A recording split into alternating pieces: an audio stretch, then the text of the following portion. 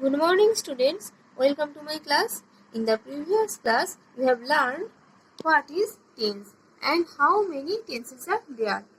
There are three principal tenses. They are present tense, past tense, and future tense. Now, I tell you that each of these principal tenses has four forms. They are for present tense, simple present or present indefinite, present continuous, present perfect, and present perfect continuous. And for past tense, they are simple past or past indefinite, past continuous, past perfect continuous. And for future tense, they are future indefinite, future continuous, future perfect continuous. Clear? As one class is not enough to discuss all about these forms of tenses, today I am going to teach you the one part of present tense, that is simple present or present indefinite tense. You know, present tense expresses the present time of an action, and so simple present tense also denotes an action in the present time.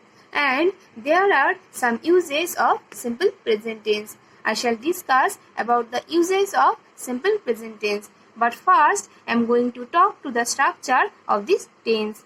Now let's see the structure. To make a sentence in simple present tense, take a subject and then add a verb and then a object. And here is a condition. If the subject is third person singular number, then add s or es to the verb. If the subject is third person singular number, then if the subject is third person singular number, then add s or es to the verb. In all other cases, main verb is used. See the example. I go to school. Here in this sentence, I is the subject and go is the verb. And you know the subject I is here first person singular number, and so the main verb is used here. Go is the main verb. But if here in the place of the subject I write he, then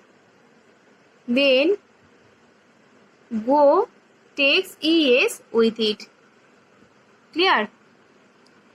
Because here the subject is third person singular number. And what I have just said to you, if the subject is third person singular number, then the verb takes s or es with it. Some verb takes s or some verb takes es with it. Clear? So this is the structure of simple present. Now let's turn to the uses of simple present tense.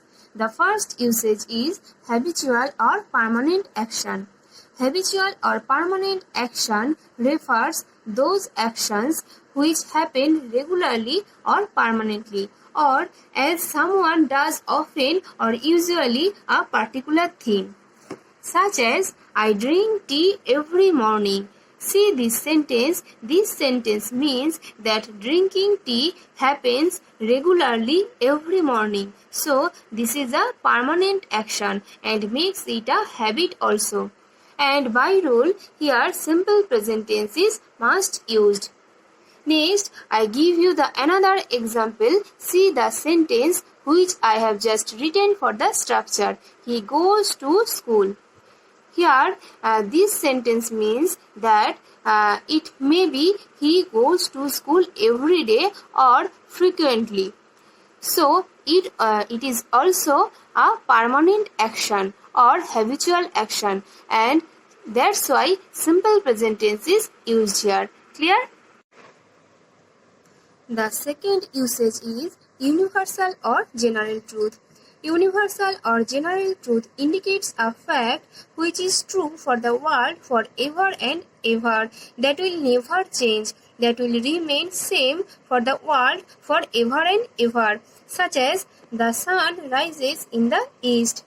Everybody knows that the sun always rises in the east and it can't be possible to change. So, this is an example of universal or eternal truth, and here simple present tense is used.